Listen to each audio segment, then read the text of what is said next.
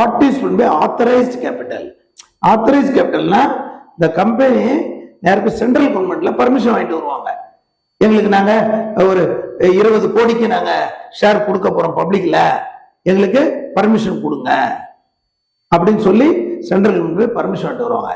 That is called authorised capital. அவ்வளவுதான் total. அந்த authorised capital இதை படிக்கிறேன் பாருங்க. It means such capital as is authorized by memorandum of association, it is the maximum amount which can be raised as capital. இதுக்கு மேல பண்ண முடியாது, public இது வாங்க முடியாது. It is also known as register capital or nominal capital.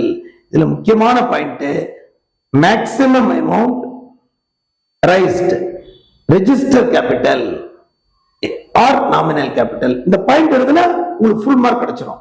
Authorise capital நல்லா படிச்சுக்கோங்க. சப்ஸ்கிரைப்னா கேபிட்டல்னா public வாங்குறது, அவ்வளவுதான். இல்ல பெரிய விஷயம் இல்ல. இந்த ஆத்தரைஸ் கேபிட்டல் கேட்டிருக்காங்க இந்த பிடிஏல, நம்ம ரொம்ப எதிர்பார்க்கலாம். நல்லா படிங்க.